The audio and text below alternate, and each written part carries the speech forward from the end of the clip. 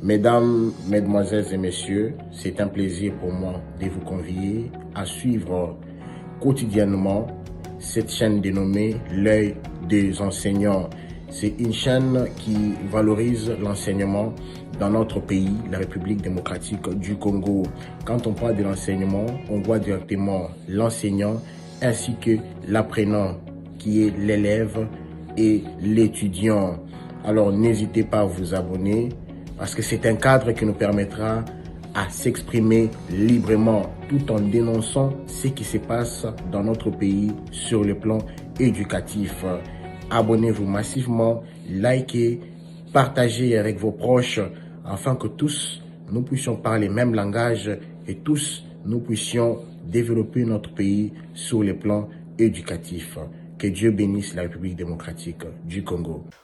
Vous nous suivez de partout à travers le monde grâce à votre chaîne YouTube, L'œil des enseignants, fidèles téléspectateurs. Bienvenue dans ce nouveau numéro de votre magazine, une émission que je dirais un peu spéciale, vu la matière qui sera traitée tout au long de cette émission. Alors pour ce faire, comme toujours, un invité sur ce plateau. Aujourd'hui, nous recevons pour vous, chers téléspectateurs, M. Prince Epenge, président de l'ADD Congo. Il est également de la MOCA. Monsieur le Président, bienvenue. Merci pour l'invitation. Et je dis bonjour ou bonsoir à ceux-là qui vont nous suivre. Tout dépend de l'heure. Prince Epenge, êtes-vous prêt et disponible à répondre à toutes nos préoccupations? Parce que je suis là, ceci implique que je sois disposé à répondre à toutes les questions. Beaucoup de sujets d'actualité, mais le tout premier que nous allons analyser, mais aussi parler, c'est la restitution d'une partie du corps de Lumumba par la Belgique en République démocratique du Congo. D'abord, d'entrée de jeu, comment trouvez-vous l'acte posé? C'est une bonne chose, c'est normal. Ça fait partie dans la logique qui consisterait, et les rois des Belges l'avaient souligné lors de son passage au Congo, Effectivement. que nous ne pouvons pas reconsidérer l'histoire telle que M. Félix Tshombo l'a suggéré. Nous devons pleinement l'assumer. Nous devons avant tout la reconnaître. Et Lumumba est assassiné par les Belges. Et 62 ans après, les Belges décident de restituer ce qui restait de Lumumba. C'est aussi courageux de leur part, même si jusqu'à présent, la Belgique n'a pas demandé pardon. Et la Belgique reconnaît les faits. Et la Belgique doit aller beaucoup plus loin, c'est-à-dire à demander pardon. Juste pardon. Bien sûr, parce que quand on reconnaît ses fautes, la conséquence serait de demander pardon. Nous avons pour l'instant besoin d'avoir ce qui reste de Lumumba, et nous pensons que les Congolaises et Congolais qui savent pertinemment que Lumumba a donné ce qu'il avait de mieux pour son pays, c'est-à-dire la vie. Je crois qu'au-delà de ces restes de Lumumba, c'est plutôt la lutte qu'il a menée qui doit beaucoup plus nous intéresser, et nous devons faire tout pour que les Congolais savent pourquoi Lumumba a été assassiné et qu'est-ce que nous avons fait de l'héritage politique de Lumumba, de son combat, mais n'oublions pas les combats de ses compagnons. Okito et Polo, qui ont été assassinés ensemble avec lui, mais pas que eux. Et même ceux qui sont restés, les combats de Kasavubu, ceux qui étaient inventés, les combats de Kimbangu, de Kimpavita, et tout ceci, dans la logique est de dire que voilà, celui qui ne sait pas d'où il vient ne saura pas où il va. Et nos enfants sont en train de se déconnecter de l'histoire. Hélas, nous devons fournir beaucoup d'efforts pour que nos enfants connaissent et médite l'histoire du Congo. Vous exigez un pardon de la part de la Belgique, mais tous les actes que la Belgique est en train de poser aujourd'hui, en acceptant même de venir par le roi lui-même en RDC, cela ne vaut pas plus? Non. Face à des vies qui ont été arrachées, la simple visite du roi ne veut absolument rien dire, d'autant plus qu'il faut le rappeler que le roi n'est pas venu de sa propre initiative. Le roi de Belge a été invité par M. Félix Tshilombo. Autrement dit, le roi ne serait pas venu. Voyez-vous, le contentieux entre le Congo et la Belgique n'a pas été évoqué que pendant la lutte pour l'indépendance, pendant la décolonisation du Congo. Il y a un rapport de la commission parlementaire belge, un rapport de 89 pages, si ma mémoire ne me trahit pas, qui énumère, qui fait l'inventaire de tous les crimes commis au Congo par les Belges pendant la colonisation. Dans ce rapport explosif, les parlementaires belges concluent que la colonisation n'a jamais été une mission civilisatrice comme on nous l'a vendu. Les mains coupées, le travail forcé, l'exploitation des Noirs, l'exposition des Noirs comme des animaux, le pillage des richesses du Congo par les Belges depuis 1885. Et bien avant. Je crois que ce rapport parlementaire belge est un indicateur suffisant pour nous permettre à nous également, Congolais, d'avoir notre propre rapport. Parce que quand le roi arrive ici, tous les mots que le roi a dit là, la reconnaissance des crimes commis pendant la colonisation, ce n'est pas une invention du roi. Il puise les mots et les expressions dans les rapports de la commission parlementaire belge sur le Congo. Okay. Et vous avez vu, M. Félix Tshilombo invite les rois, alors qu'au Congo, il n'a absolument rien fait. On aurait dû instituer une commission également congolaise qui aurait dû travailler sur l'inventaire également de ce qu'a été la colonisation, les affres qu'on a connues. Et pourquoi pas, s'il y a eu des avancées, pourquoi ne pas le dire? Au Bénin, avec M. Talon, il y a une commission béninoise et il y a une commission française qui a été mise sur pied. Chaque pays a une commission.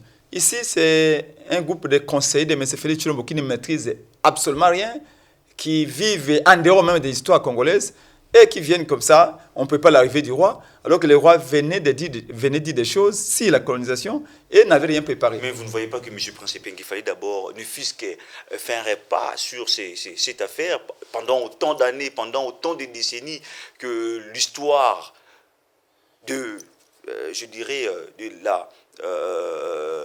notre colonisation par la Belgique a été renversée, depuis qu'on a été libre, depuis qu'on a été souverain. Il fallait quand même, n'est-ce pas, franchir un pas. Et puis le reste, là, on pourra peut-être avoir après, parce que c'est la continuité. Mais nous sommes bien d'accord que nous ne saurons démérer les prisonniers de l'histoire coloniale.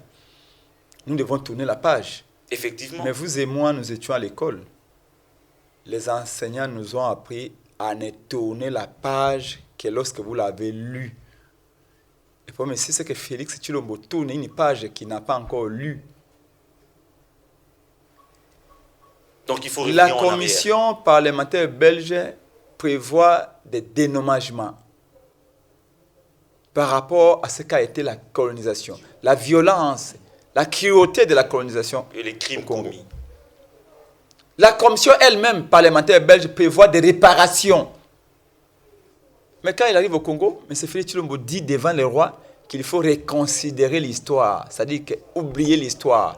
Dieu merci, il a été contredit sur les champs par le roi qui dit non, on n'oublie pas l'histoire, M. Félix Tshilombo. On la prend, on la connaît et on la cime. Mais c'est quand on dit reconsidérer l'histoire, est synonyme d'oublier? Si. C'est-à-dire que ne prenons pas l'histoire comme étant notre guide à nous. Non, l'histoire doit toujours être la boussole pour nous. lui, il propose, il dit réconsidération de cette histoire-là. Ça veut dire que dans ces termes, c'est que ne prenons pas cette histoire-là comme une chose acquise, ne nous attardons pas sur l'histoire. Et il faut plutôt voir ce que nous faisons aujourd'hui. Mais ce que nous faisons aujourd'hui a des causes lointaines. Et ces causes lointaines, si nous ne les maîtrisons pas, la relation que nous avons avec la Belgique aujourd'hui, ça vient du passé. Et si nous, on oublie le passé, ça veut dire qu'on ne saura rien construire de solide. Mais on peut toujours s'apaisantir sur les Donc, passés. nous sommes d'avis que connaître le passé, oui. Comprendre le passé, oui. Chercher pourquoi ça s'est passé, oui. Pour se projeter dans l'avenir. Là, nous sommes d'accord. Okay. Mais oublier le passé, faire abstraction de notre histoire, ça, nous ne pouvons pas nous le permettre. Mais le fait même, M. Prince, que le roi accepte de venir au Congo, n'est-ce pas aussi un pari gagné pour la RDC? Là, c'est son état d'âme. C'est pas dire que le Jésus... Aucun pari n'est gagné, d'autant plus que c'est la Belgique qui doit au Congo et non le contraire.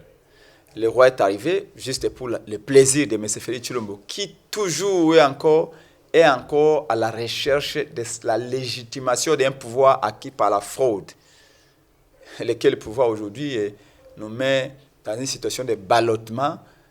Et ça fait 3 ans qu'il est là. Tout acte est posé par M. Félix Tshilombo. Même les multiples voyages qu'il a effectués, c'est toujours dans l'esprit, pas de faire gagner le Congo, mais de légitimer son pouvoir.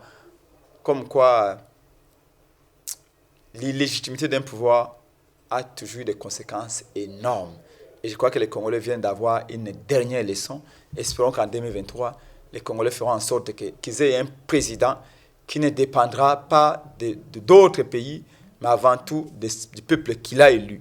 Un président qui ne sera pas en train de voyager pour chercher qu'on reconnaisse son pouvoir, alors que le pouvoir, on le reconnaît une fois que le peuple vous élu. Ce qui n'est pas le cas de M. Félix. Vous niez tout de fait ce qui est dit aujourd'hui. Si une partie du corps de Patrice Emery Lumumba et d'autres œuvres sont restituées par la Belgique en RDC, c'est sous le leadership de Félix Antoine Tshisekedi Tshilombo. On a connu autant de présidents dans le passé, on n'a jamais vécu ça. Pas du tout. D'ailleurs, peut-être que vous n'avez pas fait attention au passage du roi au Congo.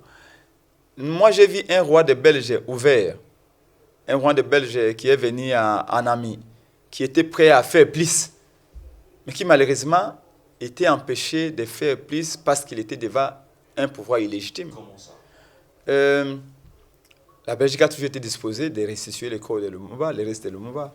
Et pourquoi ça n'a pas été fait depuis très longtemps? Écoutez, mais ça, ce n'est pas moi que vous devez poser la question. L'argent qui est dépensé, on nous parle de 4 millions de dollars. Ce n'est pas l'argent qui vient des poches de M. Félix Tshilombo, c'est l'argent du contribuable public. Donc, bref, on ne devait même pas en faire débat. La Belgique qui semble être bien disposée à réparer certaines erreurs, parce que quand la commission a été constituée, la commission belge a été constituée, les parlementaires belges a été constitué, mais M. Félix Tshilombo n'était pas encore là. Ça fait des années que la commission a été constituée. Et quand la commission conclut que la colonisation n'a jamais été une mission salvatrice, que la colonisation a été un crime, que la commission a déploré les mains coupées, les affres, les emprisonnements, les injustices commises contre les Noirs, les autochtones, ce n'est pas M. Félix Tshilombo. Donc les gouvernements congolais, les gouvernements belges est dans la logique de la commission de vouloir réparer. La commission est allée même être très loin en disant même des récompenses financières peuvent être faites. Alors, tout ça, ce n'est pas Félix Tshilombo parce qu'il n'était pas là. Donc ici, simplement, c'est la conséquence de cette commission parlementaire belge qui voudrait maintenant, en tout cas, assumer l'histoire. C'est ce qu'ils ont fait. Et nous disons, c'est déjà un très bon pas. Maintenant, n'importe quel dirigeant qui viendra, les Belges parleront avec lui. Ça, c'est très clair. Je pense que rien n'est tard du côté de la RDC. Si aujourd'hui, il y avait une commission à la Belgique, la RDC aussi, le gouvernement de la RDC peut aussi mettre en place une commission qui va statuer sur les dossiers. Je pense que rien n'est perdu. Le gouvernement de la RDC est dans la distraction. Ils n'ont pas le sens de l'histoire. Sinon, c'est un peu comme...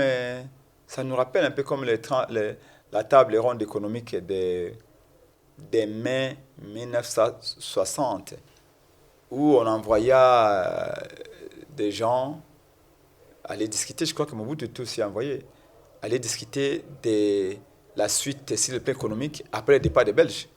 Et la délégation congolaise arrive à Bruxelles, se retrouve devant des professeurs d'économie, des professeurs en droit et tout ça, et alors que le côté congolais, il n'y avait personne qui était outillé pour parler de l'économie avec les Belges. C'est exactement ça. La Belgique le roi s'amène avec la connaissance ici d'un rapport de son parlement. Ici, on envoie des simples conseillers à la présidence discuter des choses qu'ils ne maîtrisent pas. Alors qu'on aurait dit constituer une commission congolaise également, à l'instar de la commission belge, une commission constituée des historiens, des économistes, des juristes. Les politiciens aussi. Dans une certaine mesure, oui. Mais avant tout, des scientifiques qui soient en mesure de faire l'inventaire de ce qu'a été l'histoire coloniale. Et rien n'a été fait de tout cela. On arrive devant les rois et on dit que non, la Belgique, c'est la porte du Congo. Mais c'est une humiliation. Lumumba s'est battu pour faire du Congo, faire de la Belgique la porte du Congo. Vous croyez vraiment ça? Que si la Belgique est tout c'est toute l'Europe qui va être enrhumée, que le Congo sera fermé. C'est-à-dire que sans la Belgique, le Congo n'existe pas comme un pays.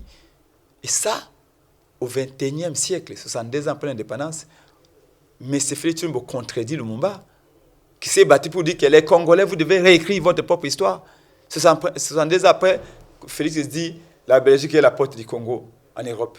C'est quoi ça? Ça, c'est l'attitude des néocolonisés. Et nous, avec le président Martin Fayulu, nous sommes tout sauf des néocolonisés. Vous voyez toujours dans le sens négatif de les paroles.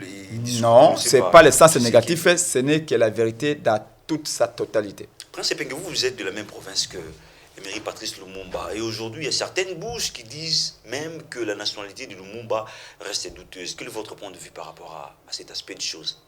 Non, Lumumba est un Congolais à 100% et il n'y a pas plus Congolais que Lumumba. Lumumba est né au centre du Congo. Dois-je vous le rappeler? Lumumba n'est pas né le long d'une frontière du Congo avec le Burundi, le Rwanda, l'Ouganda, le Congo-Brazzaville, l'Angola, la Tanzanie, le Cameroun, je sais pas, le Soudan.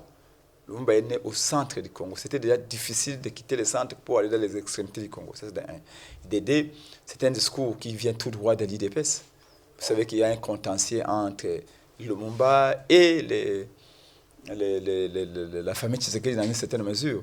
D'ailleurs, vous avez remarqué que le jour de l'arrivée de Lumumba, on avait déboulonné, le jour de l'arrivée du roi au Congo, on avait déboulonné la statue de Lumumba, soi-disant pour le mettre à l'intérieur, et là on a aménagé l'histoire.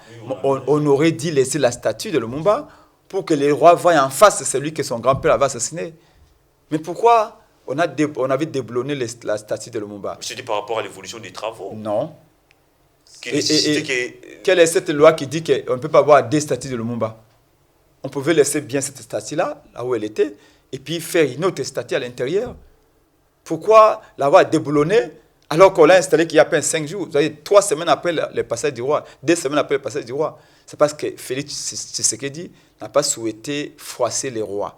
Pour lui, le fait que les rois viennent trôner avec tous ces gens dans sa belle voiture, qui se mettent nez à nez avec la statue de Lumumba, ça générait énormément les rois. Et donc, pour Félix Tshisekedi, l'ordre a été donné de déboulonner la statue de Lumumba et les cacher en attendant que les rois partent. Alors que normalement, les clous des spectacles, l'activité principale du roi lors de son passage au Congo aurait été la pose ou le dépôt d'une gerbe de fleurs au pied de la statue de Lumumba pour reconnaître à travers Lumumba le combat de tous ses compagnons d'élite. Pensez-vous que le statut de Lumumba va rappeler au mieux l'histoire de Lumumba lui-même au roi belge, hormis à part ou plus que le corps de Lumumba que la Belgique détenait? En tout cas, sur le plan symbolique, les statues ont une importance. Et ils ont une partie du corps de Lumumba chez eux. C'est une partie de l'histoire. Quand les rois arrivent, ils doivent voir où se trouve la statue de Lumumba. Et c'est la reconnaissance même incarnée du Congo entier au combat de cet homme, mais pas qu'au combat de Lumumba. La statue de Lumumba n'incarne pas que son combat. Lumumba n'était rien, ça c'est ses compagnons. C'est le combat de tous ses compagnons. C'est comme ça que je vous dis, écoutez, quand on dit que Lumumba était burundais, ougandais, rwandais, tanzanien, aujourd'hui on dit également de Penge qu'il serait rwandais. On dit également de Fayulu qui serait camerounais. Mais on le dit parce qu'aujourd'hui on voit que sa petite famille, là, sa famille restreinte, on voit que sa femme et ses enfants, ses frères, on ne le voit pas. Qui est allé chez nous au Sankourou pour vérifier les oncles, les tantes et toute la famille élargie de Lumumba, qui a donné les moyens pour déplacer ces familles du fin fond de Sanko pour qu'ils viennent ici à Kinshasa. Alors, un membre de l'UDPS qui est dans un parlement debout débite certaines bêtises, excusez-moi, et tout ça. Et puis après, voilà, la toile s'embrase. Non. Je crois que les grands esprits comme Lumumba feront toujours fasciner beaucoup et délirer également certains. Ça ne m'étonne pas. Les grands esprits sont faits ainsi. Et c'est un débat inutile. Et c'est le premier d'entre nous qui a osé.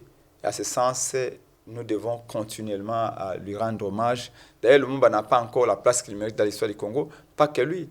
Tous ses compagnons et tous ceux qui étaient avec lui, parce que Lumumba a continué aussi la liste de Kimbangu et de Kimpavita. Et après Lumumba, je crois que ce que nous avons à faire, c'est de continuer à perpétuer cet héritage pour dire que le Congo restera un et indivisible et que notre peuple doit être au centre du bonheur de ce pays. Et pour clore ces chapitres, qu'est-ce que vous demandez? Qu'est-ce qu'il faut pour vous pour justement réparer cette affaire de non seulement Lumumba et de ses compagnons?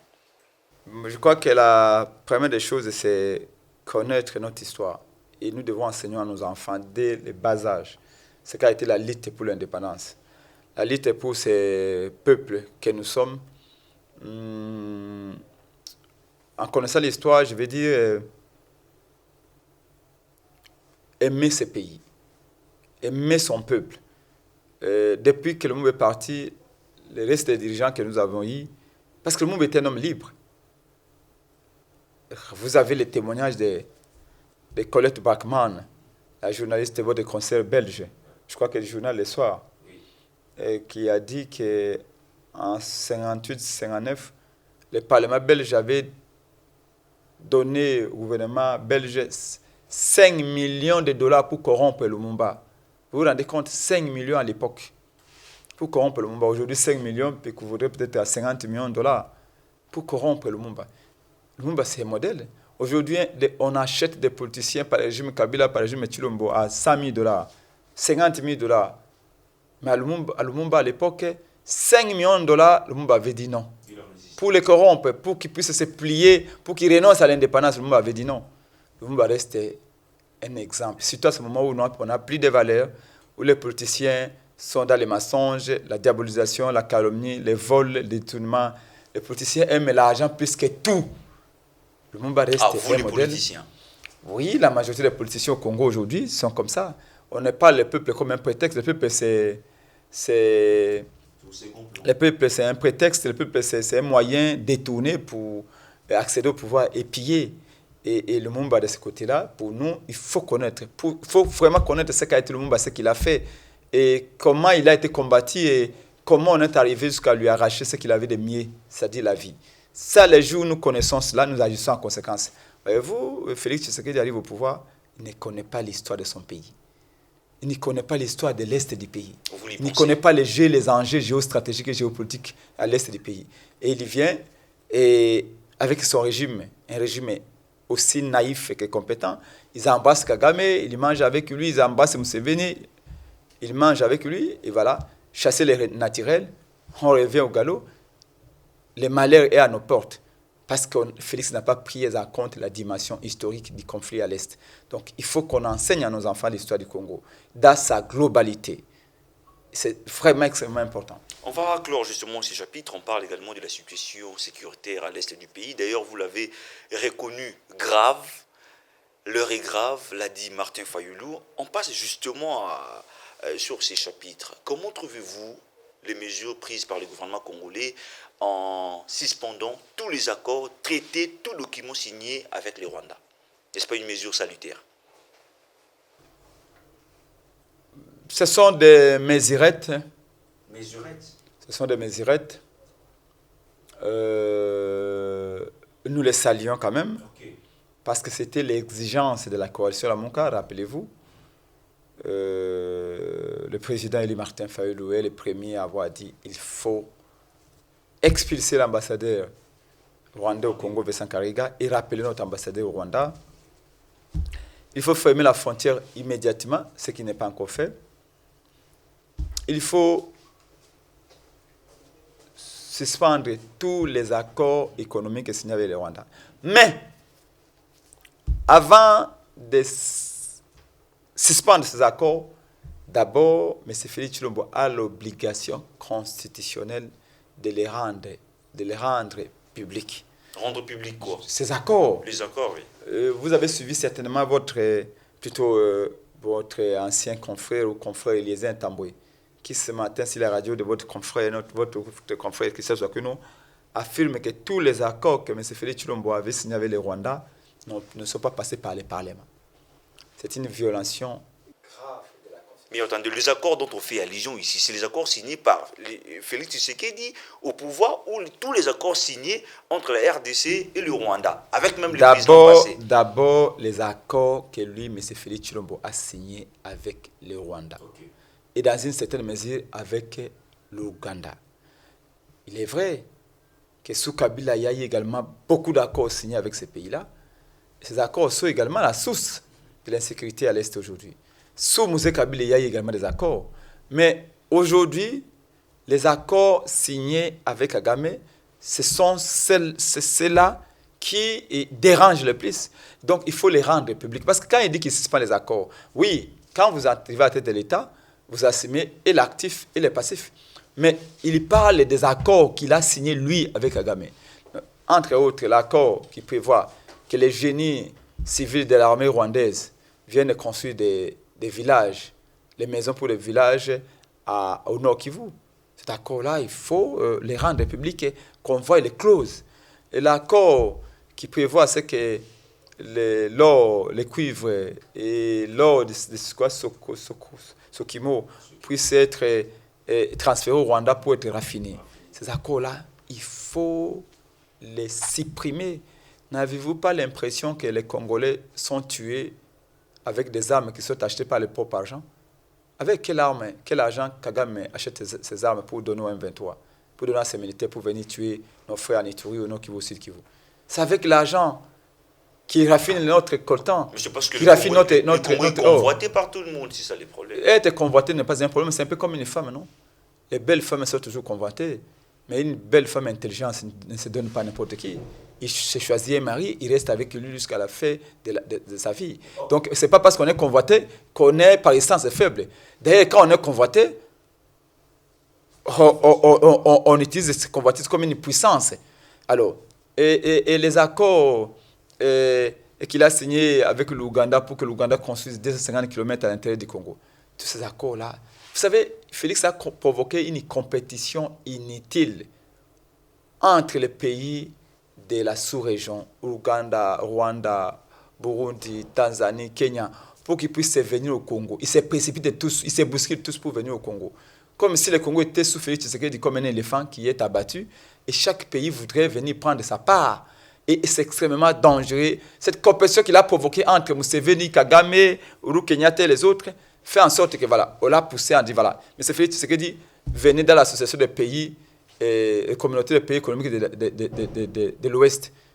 Mais Félix nous a mis dans toutes les associations, dans tous les comités des pays de la sous-région, au risque de déstabiliser davantage le Congo. Et c'est ce que nous voyons. Donc, pour nous, ces accords doivent être rendus publics. Lorsque vous parlez, apparemment, vous attribuez tort sur le plan général à Félix Tshisekedi, alors qu'ici, il s'agit de la République démocratique du Congo, d'où vous venez, d'où vous vivez. Alors, hormis les mesures prises par le gouvernement, que faut-il ajouter justement pour que la paix soit répandue dans la partie est du pays en tant que Congo? Aucune mesure prise par le gouvernement ne résoudra les problèmes actuels. Qu'est-ce qu'il faut alors faire?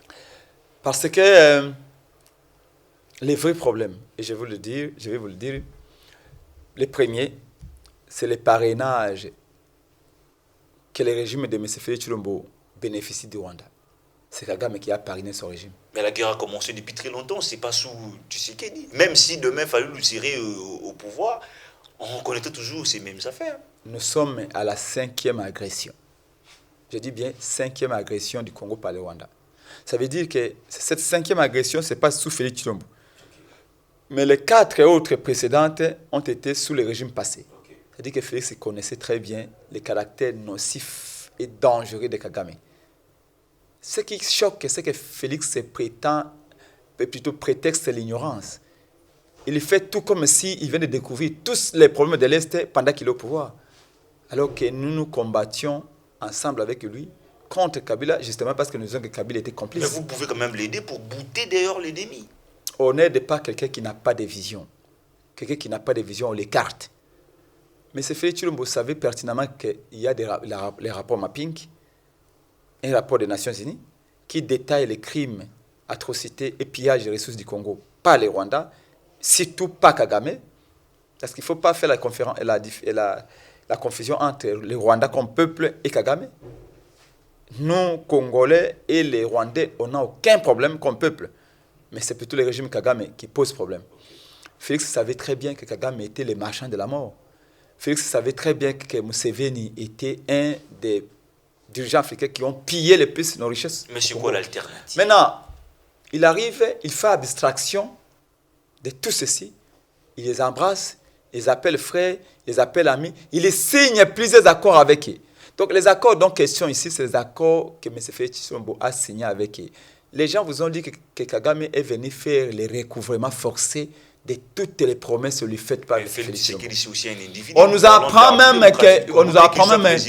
qu'est-ce que vous proposez? On nous apprend, avant que j'y arrive, on nous apprend même que Félix aurait accepté de céder une partie de nos parcs nationaux dans la logique de l'expansion du secteur touristique rwandais. Pour que les Rwandais puissent exploiter nos parcs dans le cadre de l'exploitation touristique de son pays. Parce que vous savez que les Rwandais réalisent des millions et des millions de dollars rien que de son secteur touristique.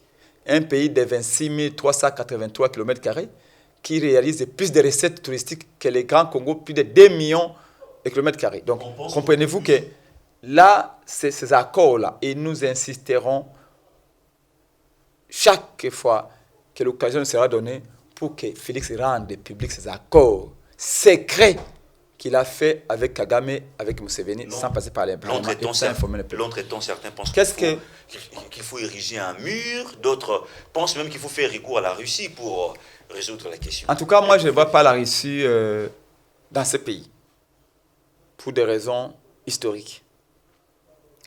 Nous ne connaissons pas les Russes. C'est un pays du monde que nous respectons, mais ce n'est pas une démocratie.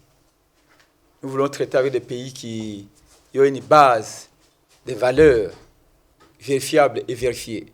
Même si l'Occident non plus n'est pas exempt de toute faute. Mais à ce moment, le Congo a besoin de parler avec des pays africains sérieux.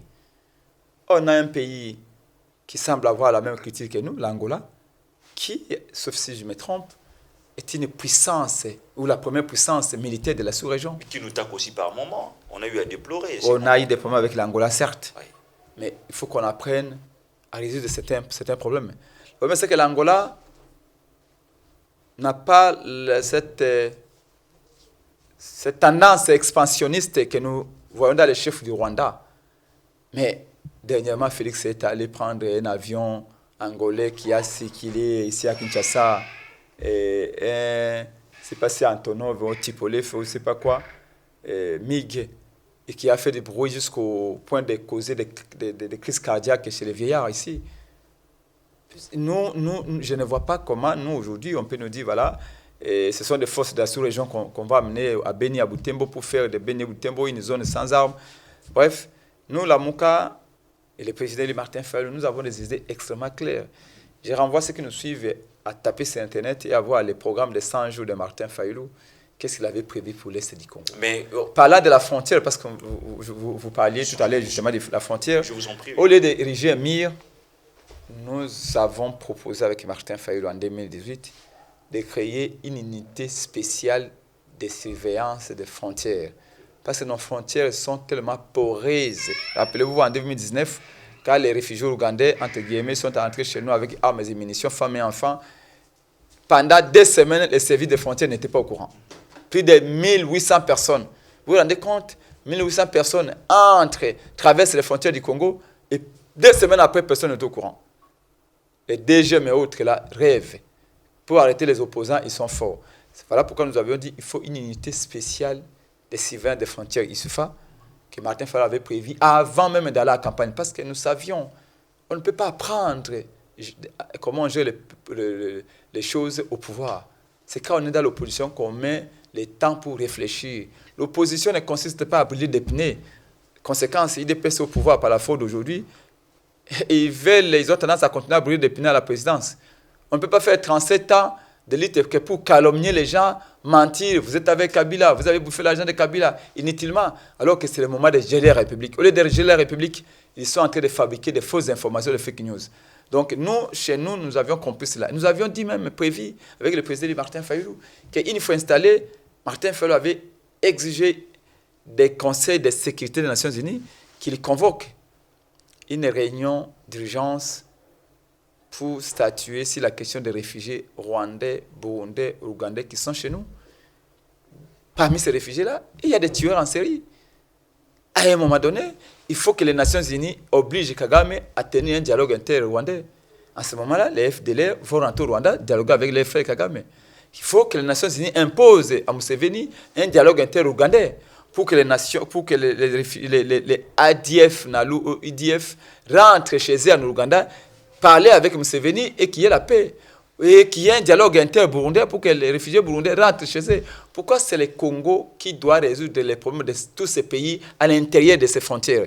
C'est injuste. Vous avez donné un bel exemple de Martin Fayulu dans son programme de 100 jours, il dirigeait le pays. Mais récemment, on a suivi même le discours de même Martin Fayulu qui a pu quand même exposer les forces armées en étalant les faiblesses de l'armée. Est-ce un comportement responsable d'un homme d'État? Je n'ai pas mémoire un discours du président élu Martin Fayulu qui fait étalage de la petitesse de l'armée. C'est le contraire que j'ai entendu de lui. D'ailleurs, la marche que le président élu a organisée avec les forces sociales et politiques. Je crois que nous étions les 6. La dernière grande marche, en tout cas, que le Congo ait connue, c'est avec Martin Fayulu. Vous l'avez vu en personne et son épouse descendre pour soutenir l'armée congolaise, pour soutenir les populations de l'Est. Il y a eu des milliers de gens à partir de Lembangaba partout. On a même été attaqués par les militaires de l'IDPS, alors que nous marchons pour soutenir l'armée, soutenir les Congolais de l'Est. C'est que le président Martin Fayulu a toujours dit, nous connaissons tous que l'armée est infiltrée. Ça, c'est un secret polichinelle. Mais Félix a fait 3 ans et demi. Qu'est-ce qu'il a fait pour mettre fin à l'infiltration de l'armée? Depuis qu'il est là, il a construit un mur de lamentation.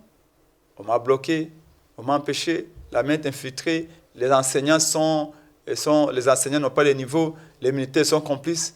Mais messieurs, tu as l'argent de l'État, tu as le pouvoir d'État, tu as les conseillers, tu as les ministres, tu as une armée, tu as une police, tu as la force, les forces légitimes entre tes mains. Qu'est-ce que tu as fait pour réformer l'armée? Rien du tout. Il a 15 mois. Vous n'avez toujours jamais cru aux efforts de Félix Tshisekedi Tshilombo. Nous ne sommes pas dans la Bible ici. Nous sommes dans ce qui nous disent mon ami. Ce n'est pas de croire, mais il s'agit de voir. Il est là. S'il a fait quelques réformes de l'armée. En tout cas, je vais bien vous laisser la parole, que tu m'en dises.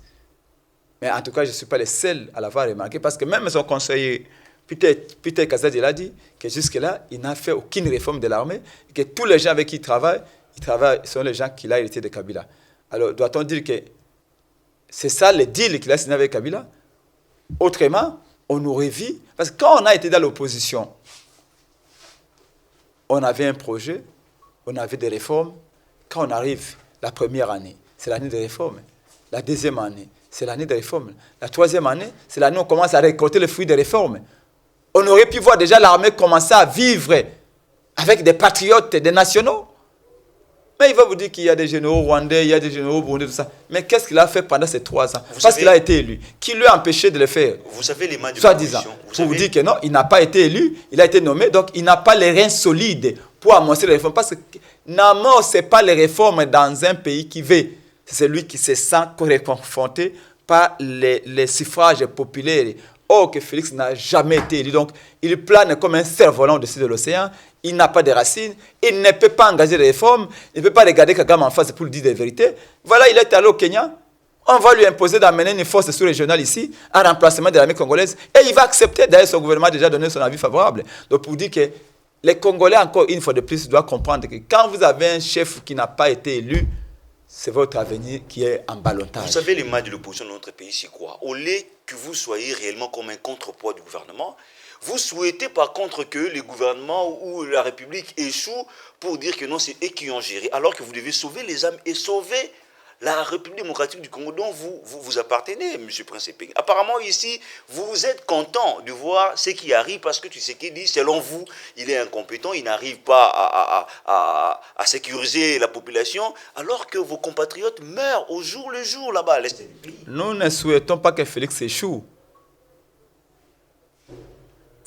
En lui-même, Félix, son pouvoir est un échec.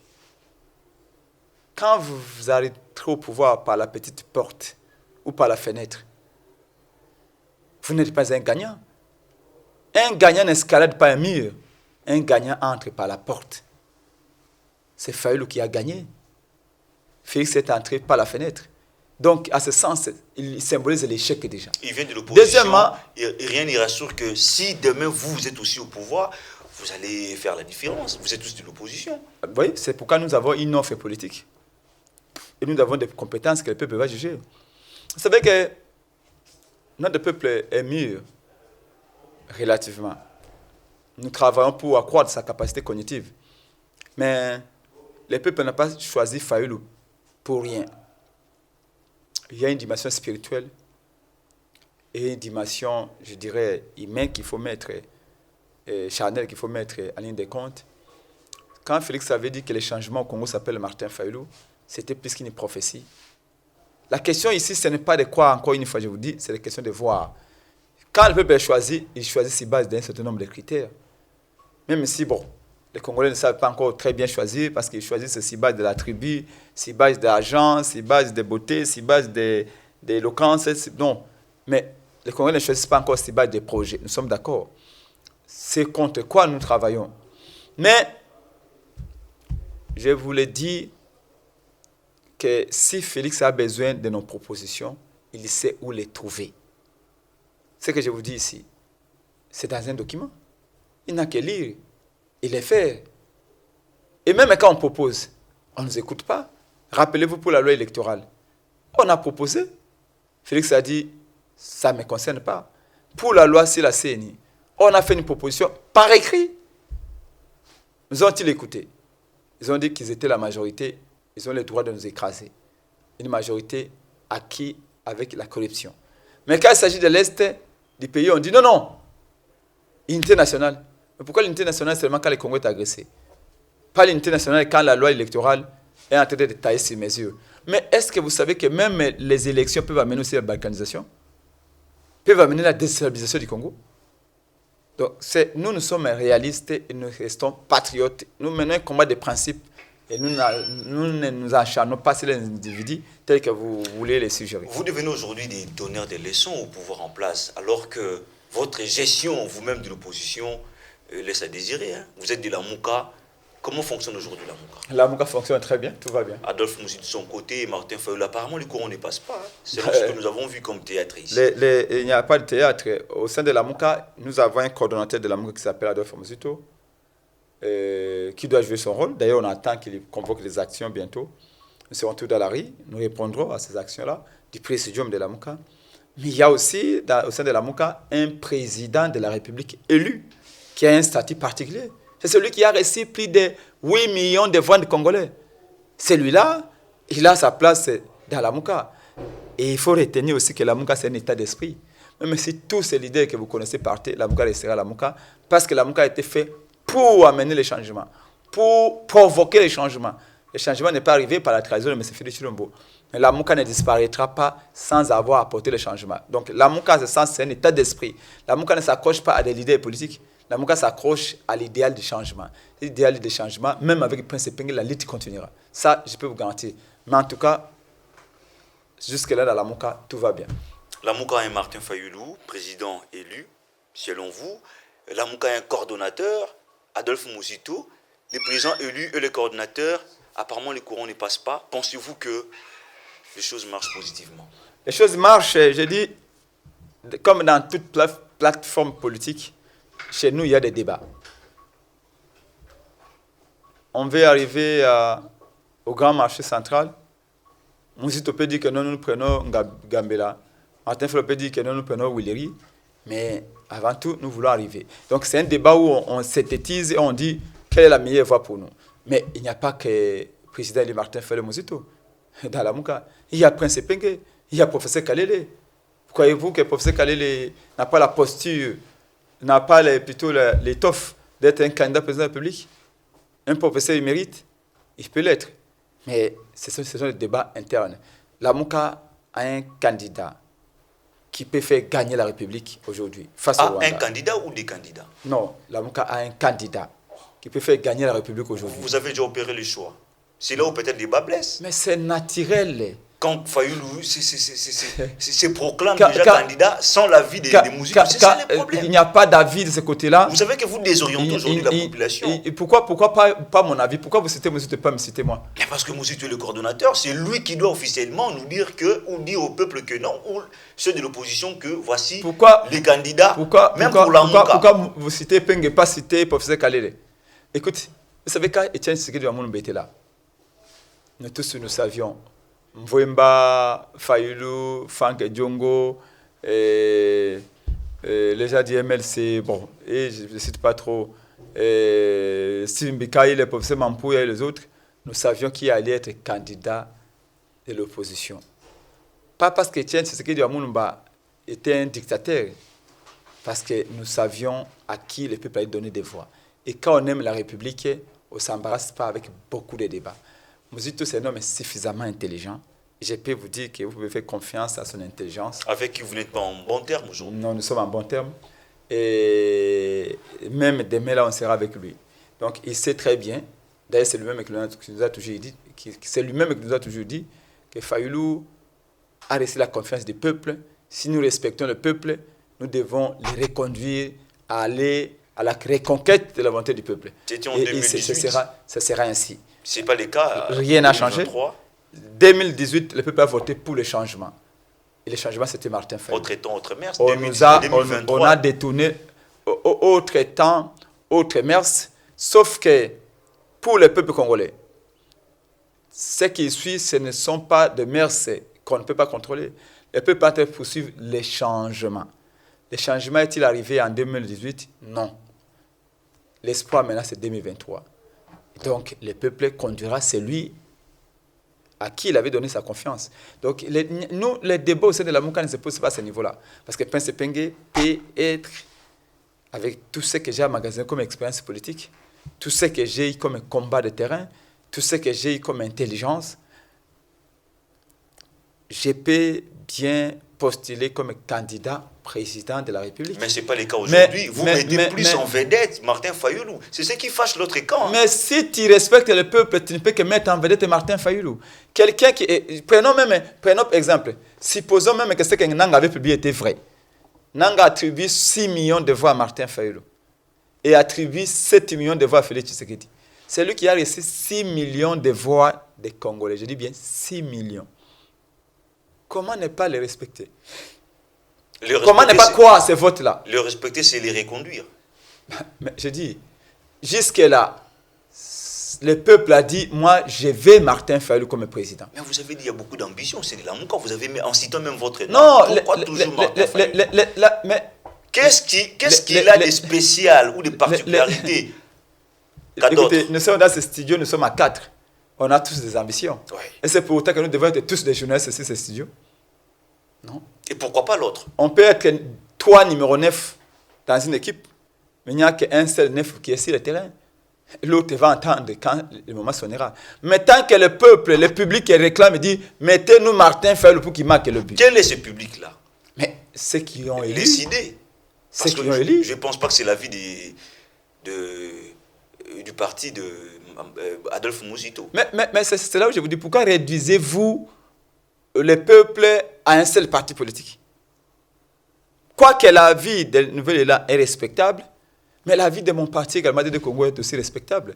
La vie de FNTC, de Professeur Kalele, est aussi respectable. La vie du parti de Moulaja est aussi respectable. Pourquoi mettre la vie de Lisanga Mouanga est aussi respectable. Pourquoi toujours Fayulu en avant? Non, c'est le problème. Vous savez, on dit que les grands esprits débattent des idées, des principes. Les esprits faibles débattent des personnes. Moi, je vais contester aussi les principes. Je vous ai démontré suffisamment pourquoi le peuple a élu Martin Fayulu. C'est pour le changement. Le changement est-il arrivé? Est-ce que les Congolais vivent le changement aujourd'hui en 2022? Non. Doit-on continuer à se battre? Oui. Parce que le peuple avait choisi pour le changement. Et le changement n'est pas arrivé. Naturellement. On peut se battre aussi avec d'autres personnes. Non, c'est pourquoi je vous dis. Okay. C'est par les rapports que nous avons avec le peuple. Okay. Celui que le peuple a adopté, c'est celui-là. Okay. Si demain, il y a des mécanismes pour dire que non, bon, demain, le peuple va publiciter Prince Epenge, va publiciter Professeur Kalele, va publiciter Adolphe Mosito, et que cela remplace Martin Fayulu, je serais très heureux que ce mécanisme-là, vous nous l'appreniez demain. Mais moi, jusque-là, et moi, et Professeur Kalele, et Adolphe Mosito, et les autres, nous tous, nous savons que c'est lui que le peuple avait choisi en 2018, et à qui le peuple a encore confiance, c'est Martin Fayulu. C'est vous, Prince Epenge, qui le dit, ou c'est les peuples congolais? Écoutez, on m'appelle Molobeli à peuple. Contrairement à certains, moi, je vis à la cité. Et je ne vis pas qu'à la cité, je suis parmi les rares leaders politiques qui font des réunions en public chaque jour. Je vais à Sendé, je m'arrête, il y a 300 personnes qui me posent des questions. Je viens, j'étais à la gare, il y a des gens qui me posent la question. Même chez vous, ici à Radio Liquide, dès que j'ai garé ma voiture, il y a eu 5-6 personnes qui sont venues là pour m'entourer. Donc, je sens, j'écoute. Il n'y a pas meilleur sondeur maintenant que Prince Epenge au Congo. Mais moi, je peux faire les sondages, j'attends. Le problème que vous avez un penchant, c'est ça. Il n'y a pas de penchant. Et tous les sondages là que vous avez, vous l'apportez que du côté des Fayulu. C'est ça les mal. Il n'y a pas de penchant. Mais vous savez qu'il y a... Si je suis convaincu que demain, c'est Mosito qui est à mesure de faire gagner le Congo, et je dirais que c'est Mosito. Ah, vous n'êtes pas encore convaincu? Non, ce n'est pas question d'être convaincu. La question est, jusque-là, le peuple porte Martin Fayulu. Je viens de l'Équateur. Ça, vous n'avez pas souligné ça. Vous me l'avez dit. Je viens de faire 5 provinces, non, 4 provinces, okay, en 2 mois. C'est un record. Nous étions dans la province de la Chuapa, dans la province de la Mongala, dans la province de l'Équateur, dans la province de Kwilu, dans la province de Kwango. C'est 5 provinces, oui, 5 provinces. En 2 mois. C'est un record. Vous connaissez beaucoup de gens qui ont fait ça? Et dans toutes ces provinces, les gens disent Martin Fayulu, les images sont là pour le prouver. Alors, comment voulez-vous que je pense autre chose? Moi, on m'appelle Molobeli à peuple. Le peuple dit, quand je vais à l'Équateur, les gens me disent Martin Fayulu, on nous a trompés, on nous a volé la victoire. Alors, vous voulez que je dise quoi? Que je dise que c'est moi Epenge qui va être à la place de Fayulu. Alors que jusque-là, le peuple ne me réclame pas. Moi Epenge, comme la Bible dit, il faut entendre mon temps. Peut-être le peuple me réclamera dans 5 ans, dans 10 ans. Ces jours-là, je dirai merci Seigneur et je vais me mettre au service du peuple à ce niveau-là de la présidence. Mais le Congo est grand. À l'allure où vont les choses, ne craignez-vous pas qu'en 2023, nous ayons 2 candidatures du côté de la Mouka, Adolphe Mosito et Martin Fayulu? Même si on en a 10, même si on en a 20, je sais que tel que j'ai vu sur le terrain, Fayulu aura toujours la majorité. Mais quelles leçons allez-vous donner au peuple congolais? Écoutez, mais vous savez... La démocratie toujours... Non. Chacun est libre. Chacun est libre d'avoir... La Mouka, nous étions combien? À 7, hein? Matungulu est où aujourd'hui? D'ailleurs, on vient de les chasser de la BAD, là où on l'avait mis. Et Bemba est où aujourd'hui? Il est en train de manger avec Félix. Katoumi même. Donc, Etienne Tshisekedi Mulumba, rappelez-vous, l'IDPS n'appartient pas à Etienne Tshisekedi Mulumba. L'IDPS n'appartenait pas à Etienne Tshisekedi Mulumba. L'IDPS, c'était les 13 parlementaires, souvenez-vous. Et tous ont quitté Etienne Tshisekedi Mulumba. Et tous ont même travaillé pour dire qu'Etienne Tshisekedi Mulumba était mauvais, alors qu'ils ont suivi Mobutu. Les Liyaou, les Kibasa, tous sont partis manger avec Mobutu. Ils ont voulu diaboliser Etienne Tshisekedi Mulumba. Mais Etienne Tshisekedi Mulumba était constant. Aujourd'hui, on met un lien direct Etienne Tshisekedi Mulumba et l'IDPS, alors que l'IDPS n'était pas sa création seule. Donc, dans la vie, il y a ce qu'on appelle les compagnons de route et les compagnons de lutte. Les compagnons d'élite, c'est ceux qui croient aux idées, ceux qui ont des valeurs et qui ont un idéal. Les compagnons de route, c'est ceux-là qui, à un moment donné, prennent d'autres routes et s'en vont. Pour l'instant, je vous dis, dans la Mouka, Martin Fayulu, Adolphe Mozito, Prince Penge, Blanchard Mongomba, Possé Makalele, tout ce monde est là, Mamoula Diap, tout va bien. Il y a un débat certes interne, mais un débat interne, c'est reste à l'interne. Si quelqu'un est amateur politique et sort un débat interne à l'externe, c'est qu'il n'aura rien compris. Quand on réfléchit dans le silence. Nous réfléchissons pour le pays, du choc des idées. J'ai la lumière. Nous avons des idées à l'intérieur de la Mouka, une relation dialectique. Nous avons des débats. Ces débats-là, comme dans toutes les plateformes, à l'UDPS, il y a des débats, à l'Union Sacrée, il y a des débats, au FCC, il y a des débats, au sein de mon parti des Congo, Action pour la démocratie et le développement au Congo, il y a des débats, au Nouvel Élan, il y a des débats, à l'ECD, il y a des débats, mais ces débats restent internes. Ceci ne signifie pas que vous êtes éclatés. Non. En parlant de c'est la richesse même de la démocratie au sein de nos partis politiques. En parlant de la constance, de qui entre Mozito et Martin Fayulu est plus constant, selon vous, sans état d'âme? Je n'ai pas à répondre à ce type de questions. D'ailleurs, vous ne m'aurez pas. Je ne suis pas venu parler de constance des gens. Ce n'est pas ça qui intéresse les Congolais. Les meilleurs juges de l'histoire, c'est les Congolais. On peut beau paraître, on peut beau nous maquiller les comportements, on peut beau usurper les comportements. Face à l'usure du temps, nous finissons toujours par apparaître dans notre état naturel. Et le peuple congolais, les meilleurs juges. Ce que je peux vous dire, c'est que nos leaders, entre eux, il y a des débats, mais nous sommes toujours unis. Voilà. Au regard des défis qu'a la République démocratique du Congo, quels sont les critères que vous définissez pour les prochains présidents de la République? Les prochains présidents de la République doivent être un homme, un citoyen du monde au sens intellectuel. Ok, quelqu'un qui a fait des études très poussées, oui, parce que nous ne sommes plus à l'ère de la chasse et de la cueillette.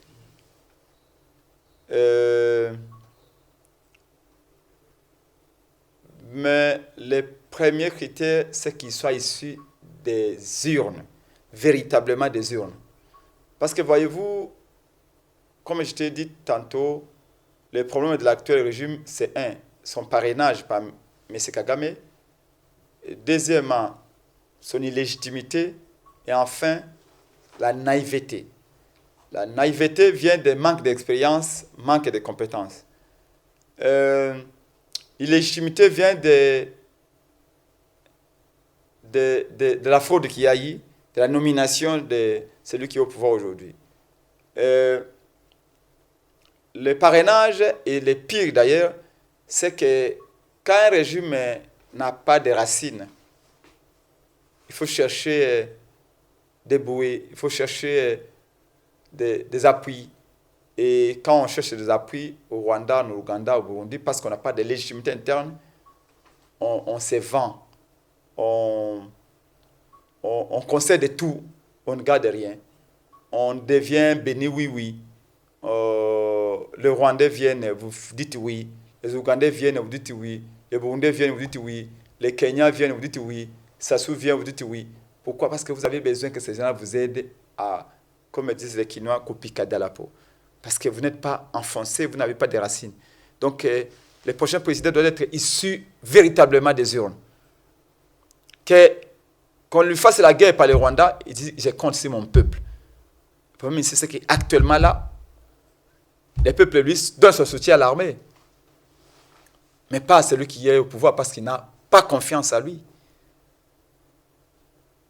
Et c'est un handicap sérieux. On peut ne pas les comprendre, on peut ne pas les reconnaître pour une raison ou une autre, mais le Congo est divisé à l'intérieur comme pas possible. Et il faut que le prochain président puisse unir le Congo à nouveau. On n'a pas besoin d'un président qui divise.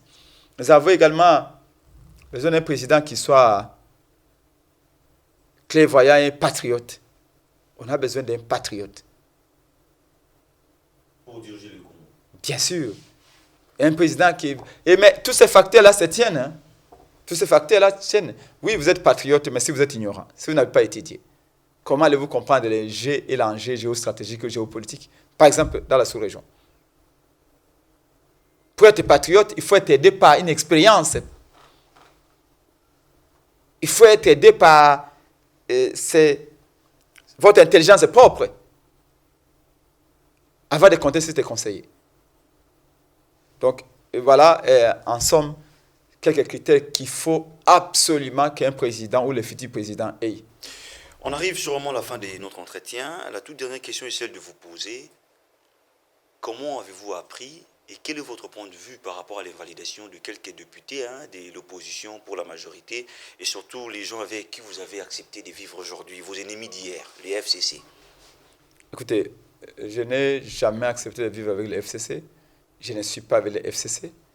Nous marchons avec les FCC pour exiger des réformes parce que souvenez-vous, j'ai marché avec Félix Tshisekedi hier pour exiger des réformes sous Kabila. Aujourd'hui, c'est le même Félix Tshisekedi qui est au pouvoir par la fraude et qui refuse d'opérer les mêmes réformes. Hier, j'ai marché avec Félix Tshisekedi pour combattre Kabila qui violait la Constitution. Aujourd'hui, le même Félix avec qui j'ai combattu hier arrive au pouvoir et il se met à violer la Constitution. Alors, si Chadari, si Minaku disent, voilà, nous, on a vu les conséquences de violer la Constitution, nous ne voulons pas qu'on viole la Constitution, ça ne m'engage pas, c'est les problèmes. Moi, je ne vois aucun inconvénient. D'autant plus qu'en matière de réforme électorale, souvenez-vous, l'Église catholique, l'Église SCC, les FCC, l'ensemble de Moïse Katumbi et l'Union sacrée, tous étaient au Parlement. Négocier au Parlement, je me rappelle que les FCC réclamaient le poste de deuxième vice-président du bureau de la CENI. En ce moment-là, la Mouka était seule avec la lucha dans la rue. C'est l'Église catholique, l'Église SCC, ensemble de Moïse Katumbi et FCC qui ont quitté le Parlement pour nous rejoindre dans la rue. Ce n'est pas nous qui sommes partis là où ils sont, ce sont eux qui ont quitté pour nous rejoindre dans la rue. Donc, nous ne sommes pas ensemble avec eux, ça c'est net et clair. Maintenant, les députés qu'on a invalidés, je reste dans le principe. Quand on va chez les Congolais pour dire « Donnez-nous votre suffrage, donnez-moi, élisez-moi, je suis élu, je vais vous servir ». C'est normal qu'on soit à l'Assemblée nationale pour servir ce peuple-là. Quand on a été élu par respect au peuple. Maintenant, si il y en a qui ne partent pas, il y a un sérieux problème. Ça, c'est vrai. Maintenant, pour le reste, c'est plus des considérations politiques, le règlement des comptes. Parce que j'ai constaté que le premier rapport qui a été publié sur les questions des députés, on avait parlé de 312 députés. Les FCC dont vous parlez, d'après ce que je sais, ils sont à 150 députés. Si vous prenez les 312 députés, vous avez 150, il y a au moins 170 députés qui ne sont pas du FCC et qui sont de l'Union sacrée. Alors, si vous mettez même 5 députés pour la Mouka, parce que la Mouka, oui, vous avez cité quelqu'un, mais le coordinateur de la Mouka, ça, il avait déjà justifié pourquoi il ne partait pas au Parlement. Alors, si les 170, c'est-à-dire qu'il y a plus de 150 députés de l'Union sacrée qui aussi ne participent pas aux plénières. Mais pourquoi on a invalidé seulement les députés de l'autre camp et pas de l'Union sacrée? Règlement des comptes, c'est bon. Excusez-moi? Règlement des comptes. Au-delà des principes que moi, je soutiens, de dire que quand on a été élu, il faut aller siéger. Si on ne veut pas aller siéger, il faut envoyer son suppléant. Mais au-delà de ces principes-là, on voit qu'il y a également une volonté politique de nuire, de régler les comptes. Et ça, c'est mauvais parce que la démocratie admet tout sauf ça. Ce que vous faites aujourd'hui contre vos ennemis, contre d'autres personnes, demain, d'ailleurs c'est la Bible qui dit, on vous mesurera avec la mesure que vous aurez utilisée pour le prochain. Donc, il faut éviter ça parce qu'on a vu des langages là, ce qu'on voit aujourd'hui à l'IDPS. Il y a des gens aujourd'hui qui parlent comme Lambert Mende hier. Ah, on ne fera rien, nous sommes l'union sacrée, nous sommes la majorité, on va faire tout ce que nous voulons. Pour la loi électorale, qu'est-ce qu'on n'a pas vu? Fayoulou, on ne t'écoutera pas, il n'y aura pas de réforme d'ailleurs et tout ça. Mais hier aussi, Mende avait dit ça. Hier aussi, Minoko avait dit ça. Hier aussi, Chadar avait dit qu'on ne fera rien. Aujourd'hui, ils sont où? Ils se mettent à marcher. Et l'IDP est en train de répéter les mêmes erreurs, les mêmes bêtises que l'FCC d'hier.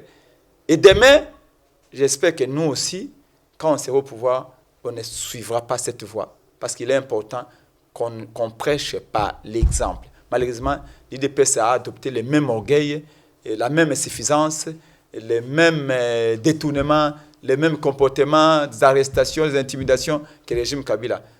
Est-ce qu'on s'est battu pendant tout ce temps pour qu'on vienne au pouvoir, on remplace Kabila pour se mettre à faire les mêmes choses que Kabila. Et notre peuple est déçu.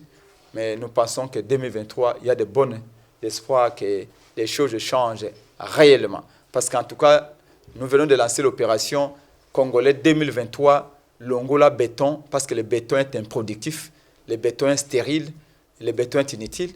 Et 2023, il faut qu'on amène de la terre fertile pour que les Congolais mangent. Les Congolais ne mangent plus, les Congolais ne boivent plus. La pauvreté a atteint des degrés des records.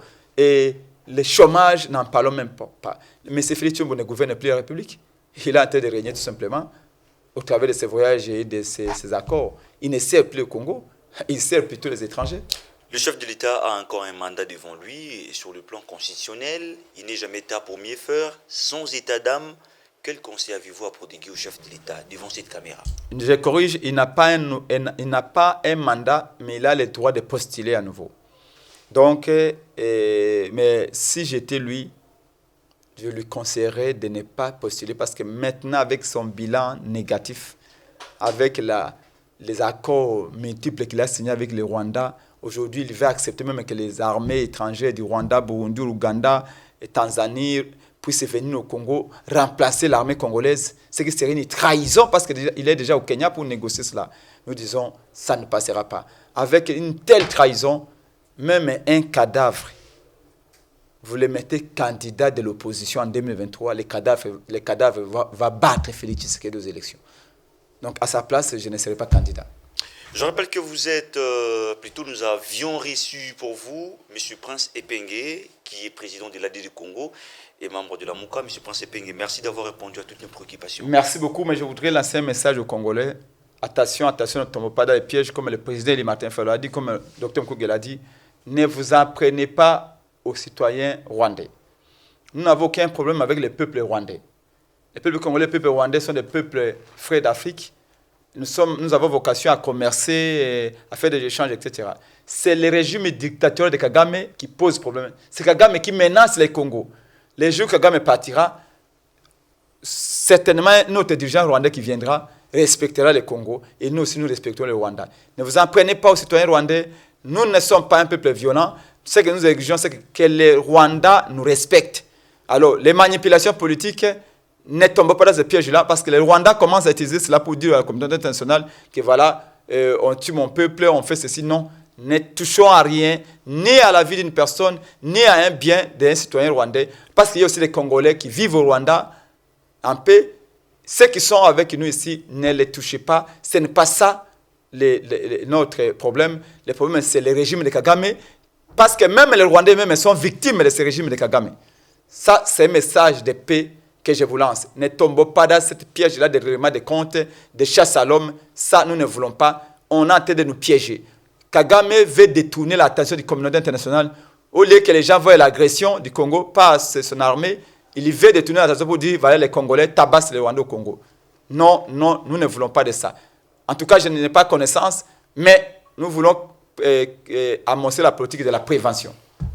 C'est également une interdiction formelle des autorités du pays à tous les citoyens congolais de ne pas porter la tenue semblable aux forces armées de la République démocratique du Congo, FARDC. Mesdames et messieurs, merci de nous avoir suivis. Le rendez-vous est pris la semaine prochaine, même heure, même chaîne, avec le même plaisir. À bientôt.